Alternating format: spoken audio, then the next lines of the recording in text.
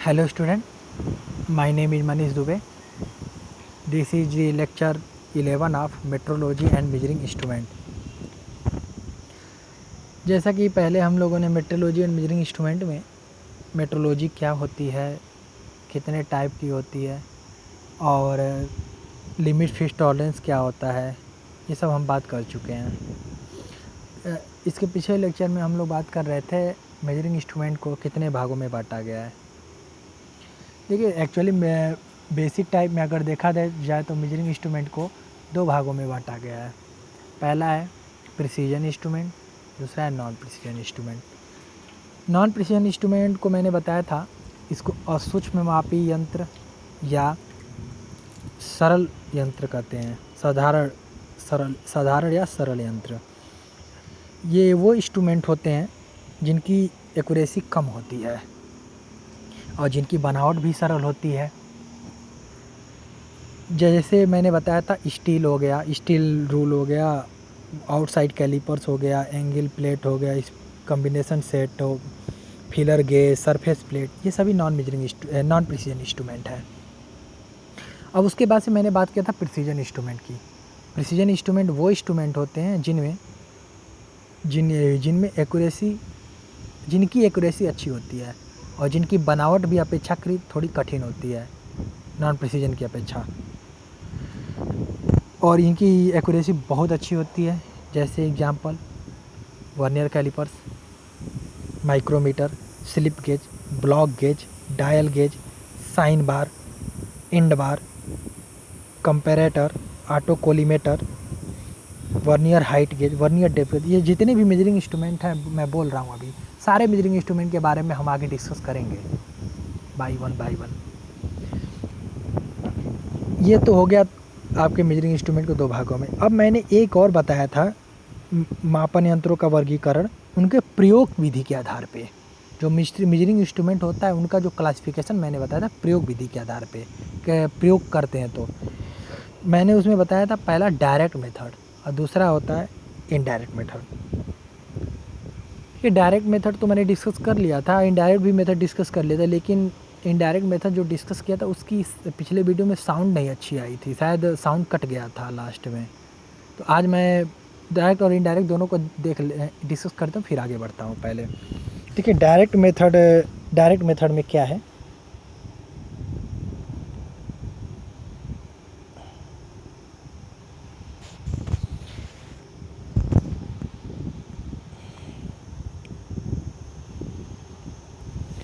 ठीक है, direct method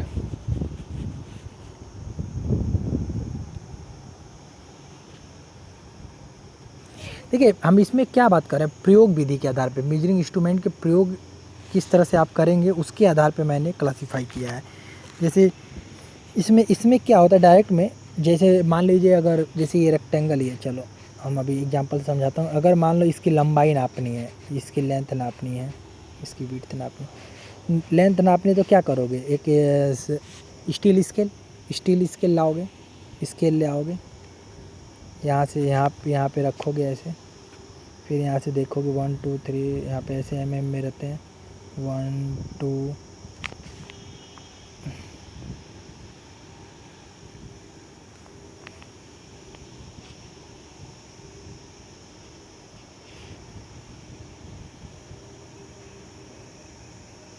जैसे आपका ये है, मान लीजिए आपकी इसकी लेंथ, तो हम किसकी बात कर रहे हैं, डायरेक्ट मेथड की।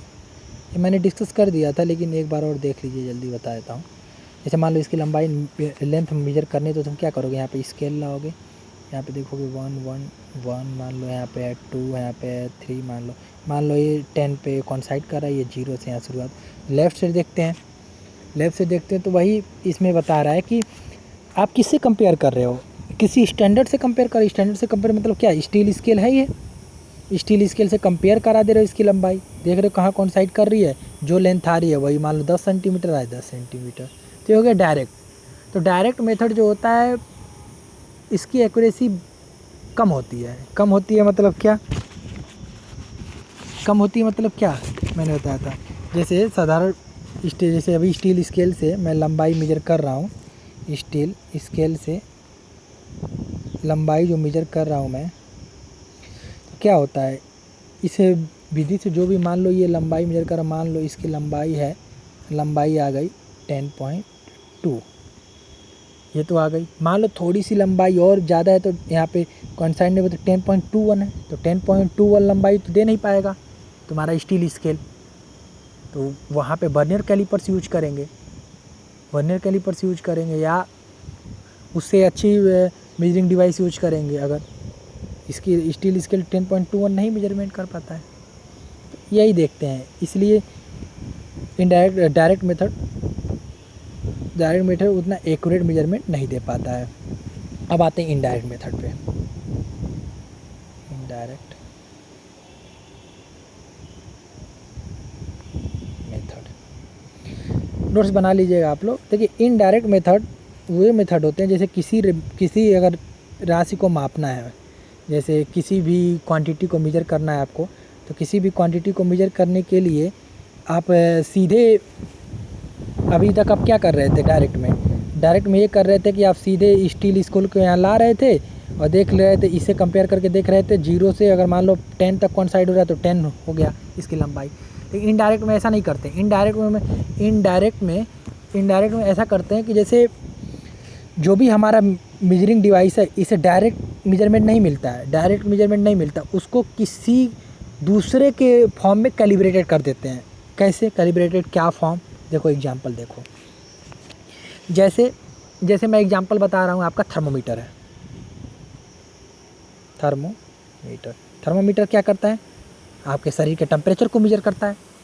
शरीर क्या मेजर करता है, थर्मोमीटर। इसका एग्जांपल है थर्मोमीटर इनडायरेक्ट मेथड का।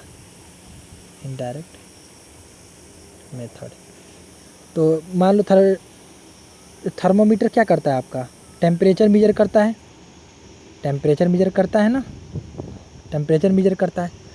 तो टेम्परेचर मेजर कैसे करता है थर्मोमीटर, जैसे आप लोग क्या डॉक्टर के पास जाते हैं तो डॉक्टर क्या करता है, मुंह में लगा देता है या आपके शोल्डर के पास लगा देता है, ऐसे ही यहीं से मेजर कर लेता है। फिर कैसे मेजर करता है, कैसे उसमें तो देखता है थर्मोमीटर कैसे होता है। थर्मोमीटर ऐसे होता है, आगे यहाँ से ऐसे नुकीले होते हैं, फिर यहाँ इसमें पारा भरा होता है, पारा Hg।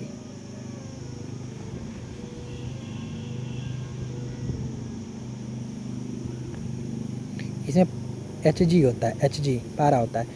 तो अगर मान लो यहाँ पे कैलिब्रेटेड किसके रूप में कैलिब्रेटेड किया गया है, अगर आपको टेम्परेचर मेजर करना है तो डायरेक्ट ऐसा इंस्ट्रूमेंट लाओ जो टेम्परेचर बता दे, लेकिन नहीं, पारा किसके टर्म में बताता है, हाइट के टर्म में बताता है। तो इसका मतलब क्या हुआ, टेम्परेचर किसके कैलिब्रेटेड है, हाइट के टर्म में। कैलिब्रेटेड मीन्स हिंदी होता है अंशांकन किया गया है। तो टेम्परेचर को किससे अंशांकन किया गया, हाइट से। जितना ज़्यादा हाइट होगा टेम्परेचर उतना ही हाई होगा। मान लो ये 102 डिग्री बुखार है, फ़ारेनहाइट 102 डिग्री फ़ारेनहाइट बुखार है, तो क्या होगा, टेम्परेचर थोड़ा हाई होगा। मान लो तुम्हारा 100 फ़ारेनहाइट बुखार है, तो क्या होगा, टेम्परेचर थोड़ा हाइट कम जाएगा। तो हाइट को टर्म से देख के पता करते हैं कितना टेम्परेचर है तुम्हारे शरीर का। तो इनडायरेक्ट में यही होता है। इनडायरेक्ट मेथड में किसी दूसरे के फॉर्म में कैलिब्रेटेड हो, जैसे यहाँ पे हाइट के फॉर्म में कैलिब्रेटेड है तब टेम्परेचर बता रहा है। समझ में आया। तो इसका इनडायरेक्ट मेथड का अगर लिखना हो तो क्या लिखोगे, इस मेथड में जब किसी भी क्वांटिटी को मेजर करना होता है तो उसको मापने के लिए हम स्टैंडर्ड से सीधे ना मापकर किसी कैलिब्रेटेड मापन पद्धति से मापते हैं। यह विधि इनडायरेक्ट मेथड कहलाती है।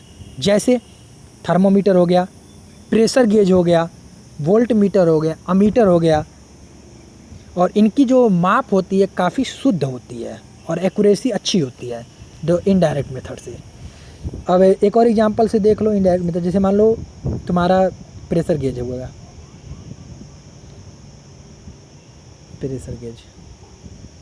प्रेशर गेज क्या करता है, प्रेशर मेजरमेंट करता है। मान low pressure gauge pressure measurement करता है, तो कैसे होता है प्रेशर गेज। जैसे अभी चलो प्रेशर गेज की बात अभी नहीं कर रहा हूँ, अभी चलो मैं प्रेशर को ही मेजरमेंट कर रहा हूँ। तो प्रेशर किसके टर्म में होता है, हाइट के टर्म में, ρgh। तो हाइट, अभी मैंने एक जब शुरू में लेक्चर लिया था तो मैंने बताया था वेंचुरी मीटर का एग्जांपल। मान लो यहाँ पाइप में अगर फ्लो देखना हो तो यहाँ पे 1 बेंचुरीमीटर यहाँ लगा दो, 1 बेंचुरीमीटर यहाँ लगा दो, तो हाइट यही तो बेंचुरीमीटर है, यही तो देखो। जैसे मैंने बताया था बेंचुरीमीटर का एग्जांपल, जैसे मान लो ये पाइप है, इसमें हम देखना चाहते हैं फ्लो निकालना चाहते हैं, पानी बह रहा है इसमें, इसका कितने प्रेशर से पानी बह रहा है मैं देखना चाहता हूँ। तो क्या करता हूँ, क्या किया था मैंने यहाँ से बेंचुरीमीटर यहाँ पे ऐसे काट के लगा दिया था बेंचुरीमीटर। तो यहाँ पे एक पार लगा दिया था, तो फिर यहाँ पे पार लगा दिया था मैंने। और देखो यहाँ पे ऐसे पानी पर जब पानी, तो यहाँ पे प्रेशर डिफरेंस आ रहा है, प्रेशर डिफरेंस के कारण इन दोनों में हाइट, यहाँ पे कुछ कम हाइट तक पानी जाएगा, यहाँ पे मान लो अधिक हाइट तक जाएगा। बताया था मैंने पूरा इसको थियरी से। हाइट में डिफरेंस मिल रहा है, जब हाइट में डिफरेंस मिल रहा है तो हाइट में डिफरेंस ही तो प्रेशर बताता है। P = ρ g h h1 - h2, जितना हाइट है यही प्रेशर बताता है। ऐसे प्रेशर नहीं निकालते हैं वहाँ, यहाँ पे एक्चुअली फ्लो रेट निकालते हैं, प्रेशर भी ऐसे निकल जाता है। लेकिन मेरे कहने का मतलब ये है कि प्रेशर को हाइट के टर्म में कैलिब्रेटेड किया गया है, समझ में आया। डायरेक्ट प्रेशर नहीं बता रहा है कि कितने किलो पास्कल का है, ऐसा नहीं है कि बता देगा डायरेक्ट कितना किलो पास्कल का, ना, हाइट के टर्म में बता रहा है। उसी तरह से मान लो एक और एग्जांपल लो थर्मोकपल का। थर्मोकपल आगे पढ़ाएंगे। इसमें क्या होता है, वोल्टेज डिफरेंस के टर्म में आता है। वोल्टेज डिफरेंस जितना होगा उतना ही बता देंगे कितना करंट फ्लो हो रहा है, या कि वोल्टेज डिफरेंस के कारण करंट फ्लो होगा, करंट फ्लो के कारण बता देंगे कितना टेम्परेचर डिफरेंस है, टेम्परेचर डिफरेंस के कारण करंट फ्लो होगा।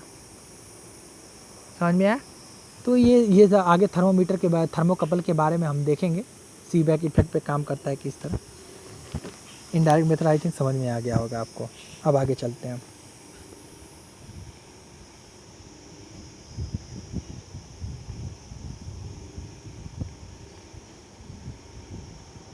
अब मैं देखता हूँ construction feature and use of instrument for use of non precision linear measurement. Construction features and use of instrument for use of non precision linear measurement. पहले हम नॉन प्रिसीजन की बात करेंगे। नॉन प्रिसीजन जितने भी मेजरिंग इंस्ट्रूमेंट होते हैं, तो नॉन प्रिसीजन मेजरिंग इंस्ट्रूमेंट क्या होते हैं मैंने बताया था अभी। नॉन प्रिसीजन मेजरिंग इंस्ट्रूमेंट वो होते हैं जिनकी एक्यूरेसी कम होती है और जिनकी बनावट सरल होती है। पहला मैं बात करूँगा स्टील रूल की। सिलेबस में आपके स्टील रूल को हिंदी में कहते हैं स्टील पैमाना। हिंदी वाले बच्चे लिख लें स्टील पैमाना। देखिए स्टील पैमाना क्या होता है। एक्चुअली देखो स्टील पैमाना समझ लो कि स्केल को ही स्टील पैमाना कहते हैं। जैसे स्टील पैमाना थोड़ा सा हाई लेवल का होता है, स्केल ही होता है। स्केल हमारा बेसिक स्टील पैमाना है। तो स्केल क्या, जो हम लोग अभी आप लोग प्लास्टिक के स्केल यूज करते हो, या एक स्टील का भी स्केल आप लोग यूज करते हो, बड़ा सा 30 सेंटीमीटर का होता है, वो स्टील पैमाना होता है। स्टील पैमाना ज़्यादातर आर्किटेक्ट यूज करते हैं और डिज़ाइनर इंजीनियर यूज करते हैं। सिंपल सा लाइन की मेजरमेंट देखने के लिए, लेंथ देखने के लिए, विड्थ देखने के लिए, हाइट देखने के लिए, डायमीटर भी देख सकते हैं कितना है, ये सब स्टील पैमाना यूज करते हैं। तो सबसे ये, लेकिन नॉन प्रिसीजन इंस्ट्रूमेंट है ये, इनकी एक्यूरेसी उतनी अच्छी नहीं। तो एक्यूरेसी क्यों नहीं अच्छी, मान लो किसी लाइन की लंबाई 10.21 है, तो 10.2 तो बता देगा स्टील पैमाना 10.2 सेंटीमीटर, लेकिन 21 नहीं बता पाएगा, 1 तक नहीं जा पाएगा। क्यों? क्योंकि उसमें जो इसमें जो खाँचे बने होते हैं क्या होते हैं, mm में होते हैं, उसके बाद सेंटीमीटर में होते हैं, या इंच में होते हैं। इंच में एक तरफ से इंच में भी बना होता है ना, देखे होंगे आप लोग, एक तरफ सेंटीमीटर में बना होता है। देखिए it is the simplest and most common measuring instrument in measurement. सबसे सिंपलेस्ट होता है और सबसे यूज, मोस्ट कॉमन भी मेजरिंग इंस्ट्रूमेंट है, सबसे यूज भी किया जाता है। 1 मिनट।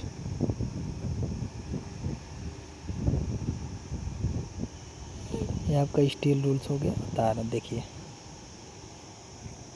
स्टील रूल्स के बारे में हम पढ़ रहे हैं। It is the simplest and most common measuring instrument in measurement.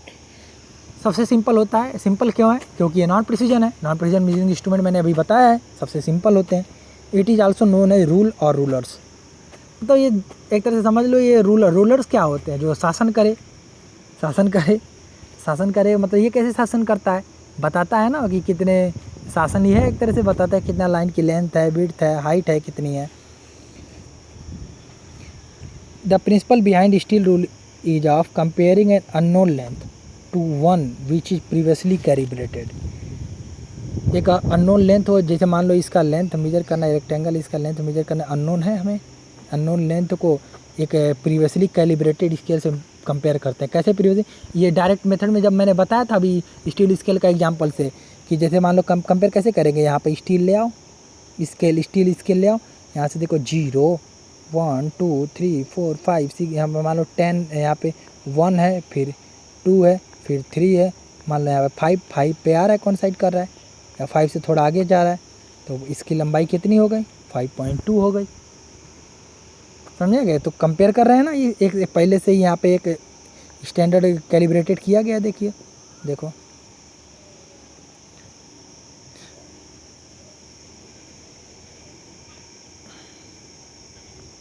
इसमें देखिए, rulers can be made of plastic, would and other material for common measurement. Plastic के भी होते हैं, वैसे मैंने बताया था, लकड़ी के भी होते हैं, अदर मटेरियल्स में मतलब स्टील के, स्टेनलेस स्टील के होते हैं, एलॉय स्टील के होते हैं। तो ये सब रूलर्स बनाए। रूलर्स मतलब क्या, एक तरह से स्केल ही समझ लो, स्केल का थोड़ा बड़ा फॉर्म रूलर हो गया। Like for classroom training purpose, classroom में खींचने के लिए आप लोग यूज करते हैं, ट्रेनिंग पर्पज में भी। The precise material measurement steel made of the tempered steel alloy use करते हैं। These are known as steel rules. The difference between scale and ruler is scale is a measuring device used by architect and engineer that assists them in making drawing to scale other full। ये छोड़ो, कोई काम लग नहीं। अब देखो scale, देखिए ध्यान से देखना, ये स्केल 0 से, जैसे आप लोग देखे हो अपने स्केल जो यूज करते हो, 0 सेंटीमीटर में 1, ऐसे ऐसे ऐसे देखो खाचे बने हैं, 20 तक बने हुए हैं ना। तो ये हो गया आपका स्टील रूल्स। अब देखो इससे मेजर कैसे करते हैं, देखो सिंपल सा है। मेजर कैसे करते हो आप लोग, स्केल से मेजर करना जानते हो, तो सिंपल सा वही मेथड है इसमें। तो इसमें क्या होता है,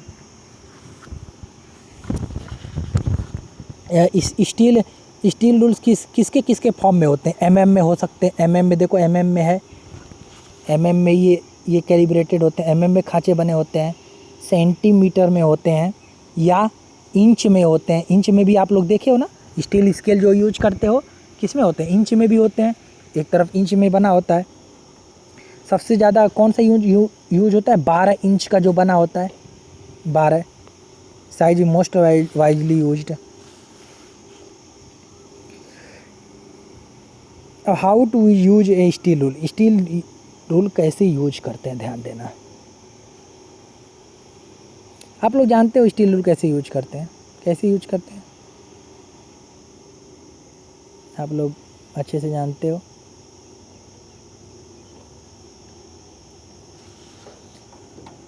how to use steel rule कैसे यूज करते हैं, जैसे मान लो अभी एक एग्जाम वो डायग्राम दिखा रहा हूँ मैं आपको, उससे समझाता हूँ आपको। जैसे ये देखो, ये आपका डायग्राम आई थिंक थोड़ा सा ब्लर है, दिख नहीं रहा है, तब भी हम समझाता हूँ बना के। जैसे मान लो ये मेज है, यहाँ पे एक नहीं दिख रहा है, चलो ऐसे मेज है, यहाँ पे एक स्टील, यहाँ पे चलो मैं बनाता हूँ।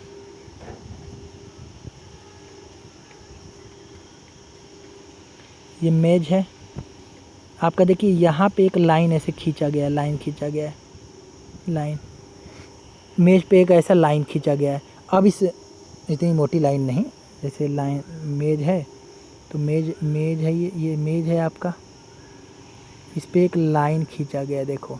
अब इस लाइन की हमें लंबाई निकालनी है, इस लाइन की लंबाई निकालनी है। तो पहले क्या करोगे, पहले रूलर लाओगे या स्टील रूलर लाओगे, इसको यहाँ पे रखोगे, स्टील स्केल रखोगे, फिर देखोगे आप, फिर यहाँ से कहाँ से देखोगे, लेफ़्ट से देखोगे। लेफ्ट से मान लो यहाँ पे कैसे स्केल लाए, यहाँ पे स्केल लाए, यहाँ से फिर लेफ़्ट से देखना कितने पर ये कॉन्साइड कर रहा है। यहाँ पे मान लो यहाँ पे 3 सेंटीमीटर है, यहाँ पे 0 है, तो इसकी लंबाई कितनी हो गई? 3 सेंटीमीटर हो गई। तो किससे कहाँ से कैसे चलते हैं? Left to right, left to right खींचते हैं।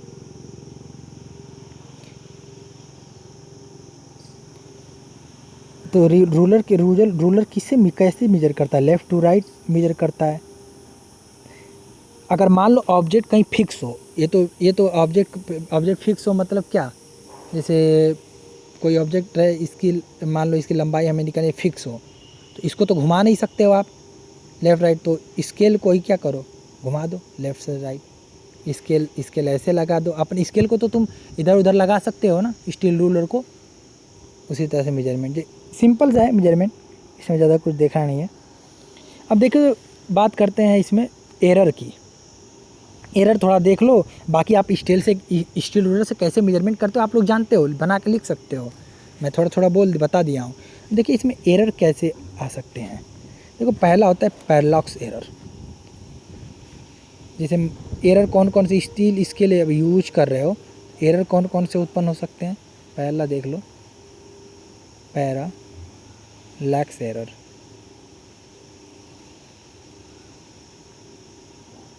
इम्पॉर्टेंट है, देखो पैरालॉक्स एरर क्या होते हैं। पैरालॉक्स एरर ये होते हैं कि जैसे स्टील स्केल है आपका, देखिए अब इस डायग्राम में देखिएगा, ये आपका मेज है, यहाँ पे मान लो ये इसकी लंबाई, यहाँ पे एक लाइन खींचे लंबाई नापने। तो देखो यहाँ पे जो ये स्टील रूलर लगा हुआ है, यहाँ पे अब मान लो इसकी स्टील रूलर है ये, तो क्या कर सकते हो, स्टील स्केल को ऐसे खड़ा भी रख सकते हो, वो 0 1 2 3 4 5, फिर यहाँ पे ऐसे खाँचे बने 10, ऐसे खड़ा भी रख सकते हो। एक क्या होता है, एक वर्टिकल रख सकते हो इसको, अब क्या आप क्या रख सकते हो, एक हॉरिजॉन्टल भी रख सकते हो। अब देखो हॉरिजॉन्टल वर्टिकल यहाँ पे बनाना थोड़ा सा मुश्किल, क्योंकि 3D की बात है।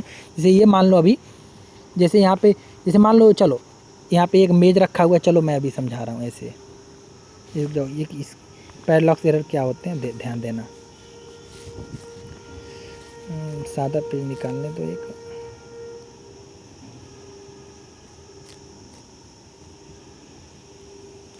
चलो देखो पैरालॉक्स एरर।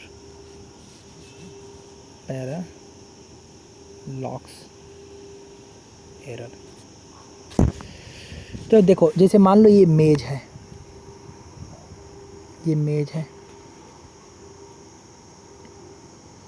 जैसे इस मेज पे इस लंबाई, ये लंबाई की एक लाइन है, इसकी हमें लेंथ मेजरमेंट करनी है। इतनी मोटी लंबाई नहीं रहेगी, चलो तब देख लेना। तो कैसे मेजरमेंट करें? एक तो तुम क्या करो, हॉरिजॉन्टली रख सकते हो स्केल को ऐसे करके। एक क्या कर सकते हो, और क्या कर सकते हो, और स्केल को वर्टिकली भी रख सकते हो। वर्टिकली कैसे? यहाँ पे ऐसे खाँचे बने होंगे। देखो दिक्कत क्या आ रही है, जैसे यहाँ पे सेंटीमीटर में रहेगा 10, मान लो यहाँ पे 0। दिक्कत क्या आ रही है? दिक्कत ये आ रही है कि हम हॉरिजॉन्टली रखें स्केल को कि वर्टिकली रख के स्केल को मेजर करें। जैसे मान लो हॉरिजॉन्टली रख के स्केल, जैसे देखो यहाँ पे ये आपका मेज है, यहाँ पे ये इसकी लंबाई निकालनी, तो हॉरिजॉन्टली रखोगे स्केल को, तो यहाँ पे मान लो ऐसे खाँचे बने हुए हैं। तो देखो ये जो खाँचे बने हुए हैं ऐसे देख रहे हो, ये जो mm में सेंटीमीटर में बने हुए हैं, तो देखो पैरेलल से पैरेलल में नहीं आ रहे हैं ना, देख रहे हो। वैसे मान लो यहाँ पे ऐसे, अभी रुको डायग्राम से देखना, एकदम ध्यान से देखना, पैरेलल से समझ में आ जाएगा। अभी जैसे ये आपका मेज है, तो हम अभी इतना तो समझ गए होंगे कि आप लोग स्केल को, जैसे मान लो इसकी ये मेज है, यहाँ पे ऐसे लंबाई, मेज के ऊपर एक लंबाई खींचा गया है, इस मेज पे जो लाइन खींचा गया इसकी लंबाई मेजर करनी है। तो इस लंबाई को मेजर करने के लिए आप जानते हो 2 तरह से स्केल रख सकते हो, एक हॉरिजॉन्टल तरीके से रख सकते हो, वर्टिकल तरीके से रख सकते हो। इतना तो पता चल गया है। अब देखो हॉरिजॉन्टल मैं रख रहा हूँ, हॉरिजॉन्टल रख के, हॉरिजॉन्टल मतलब क्या, इस मेज के समांतर रखेंगे। इस मेज के समांतर तो कैसे आपका स्केल आएगा, ऐसे ही स्केल रख जाएगा, ऐसे स्केल स्टील रूलर ऐसे ही रख जाएगा। 0 देखो यहाँ पे 0 1 2 3 4, मान लो यहाँ पे 2 हो गया, यहाँ पे 3 4 सेंटीमीटर, यहाँ पे 10 सेंटीमीटर। तो देख रहे हो, मान लो यहाँ से कौन साइड कैसे कर रहा है, नहीं कर पा रहा है, कैसे कर रहा है। यहाँ पे देखो ये इधर ऐसे लाइन खींचा गया है, और आपका लंबाई तो ऐसे खींच रहे हो, लंबाई यहाँ से ऐसे मेजर करोगे, लेकिन स्केल का तो ऐसे ऐसे खाँचे बने हुए हैं, ऐसे ऐसे खाँचे बने नहीं हुए एक्चुअली स्केल रखे ही तुम हो कि ऐसे कि यहाँ पे खाँचे ऐसे ऐसे दिख रहे हैं, तो इसके पैरेलल नहीं दिख रहे हैं। क्यों पैरेलल कहाँ दिख रहे हैं? ये इधर है, ये इधर है, तो इसी को कहते हैं पैरेलॉक्स एरर, पैरेलैक्स एरर। समझ में आया? आई थिंक समझ में आ गया होगा आप लोगों को, नहीं तो एक बार और देख लो कैसे पैरेलैक्स एरर। जैसे मान लो ये आपका ये मेज है, मेज पे एक लंबाई खींचा गया, हम कह रहे हैं चलो इस लंबाई को मेजर करके बताओ कि लंबाई की लेंथ कैसे हुई। तो आप क्या करोगे, स्केल को एक तो वर्टिकल ऐसे रखोगे। अब मैं पहले हॉरिजॉन्टल स्केल को जब हॉरिजॉन्टल रखोगे, ऐसे ठप पकड़ के रखोगे, ऐसे ठप, तो हॉरिजॉन्टल रखोगे तो ऐसे ही स्केल रखोगे, स्टील रूलर को ऐसे रख दोगे। जैसे यहाँ पे खाँचे बने होंगे 0 1 2, मान लो यहाँ पे 1 सेंटीमीटर हो गया, यहाँ पे 2 सेंटीमीटर हो गया, यहाँ पे मान लो 5 हो गया, ऐसे 4 5 ऐसे आ गए। तो देखो यहाँ ये इतनी लंबाई है इसकी, यही तो मेजर करनी है। लेकिन देखो लंबाई मेजर करने के लिए क्या होना चाहिए, इसे ऐसे जो स्केल होना चाहिए, स्केल भी उसी अनुसार होना चाहिए, 0 1 2 ऐसे ऐसे लंबाई होना चाहिए। लेकिन आप तो स्केल कैसे रखे हो, आप तो स्केल ऐसे हॉरिजॉन्टल रखे हो, आप तो स्केल ऐसे रखे हो यहाँ पे,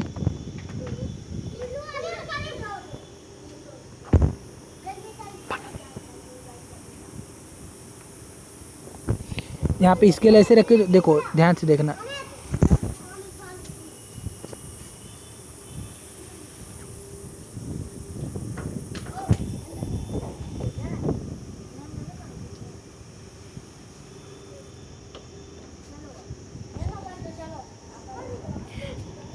सॉरी थोड़ा सा डिस्टर्ब होने के लिए। स्केल ऐसे रखे तो देखो यहाँ पे 0 1 2 3, यहाँ पे देखो पैरेलल नहीं हो पा रहा है, पैरेलल नहीं हो पा रहा है, तो क्या हो गया, इसका मतलब पैरेलॉक्स एरर। अब देखो, अब मेजरमेंट करने के लिए एक और तरीका मैंने बताया था। जैसे यहाँ पे देखो, अब स्केल को क्या करो, वर्टिकल रखो, वर्टिकल देखोगे तो ऐसे वर्टिकल रख सकते हो। तो यहाँ पे देखो मान लो 0 है, ये लाइन की लंबाई यही है, वो 0 1 2 3, देख रहे हो, मान लो यहाँ पे 2 सेंटीमीटर हो गया, यहाँ पे 5 सेंटीमीटर हो गया। देख रहे हो ये किसके पैरेलल में है, इस लंबाई के 0 कोइंसाइड कर रहा है ना, यहाँ पे एरर नहीं आ रहा है। तो सारा स्केल रखने का नतीजा है, इसको यहाँ पे पैरेलॉक्स एरर नहीं आ रहा है। तो करेक्ट कैसे होगा, करेक्ट रूल कैसे होगा, करेक्ट रखने के लिए रूलर कैसे करेक्ट रखोगे, स्टील रूलर जो कैसे रखोगे करेक्ट। मान लो ये मेज है आपका, ये मेज है, तो यहाँ पे इसकी लंबाई निकालनी है, तो आप स्केल को हॉरिजॉन्टल मत रख देना, हॉरिजॉन्टल से रखोगे तो पैरेलॉक्स एरर आएगा। क्यों? क्योंकि जो पैरेलॉक्स एरर क्योंकि अगर मान लो हॉरिजॉन्टल ऐसे रख दोगे तो यहाँ पे देखो ऐसे ऐसे स्केल पे खाँचे बने होंगे, ये लंबाई तो ऐसे है, यहाँ पे देखो पैरेलल नहीं आ पा रहा है इसके। तो इसलिए स्केल को आप क्या करोगे, करेक्ट वे स्केल को क्या करोगे, यहाँ पे ऐसे स्केल की लंबाई नापनी है तो यहाँ पे स्केल को ऐसे वर्टिकल रखोगे ताकि ऐसे ऐसे पैरेलल में आ जाए, तब ये लंबाई ऐसे कोइंसाइड जो करेगा लंबाई देना। चलो ठीक है, आई थिंक समझ में आ गया। तो ये आपका स्टील रूलर ख़त्म हो गया है। अब आगे देखेंगे वर्नियर कैलिपर्स के बारे में हम पढ़ेंगे, अब आगे अच्छे अच्छे टॉपिक पे पढ़ेंगे। आज के लिए इतना ही, धन्यवाद।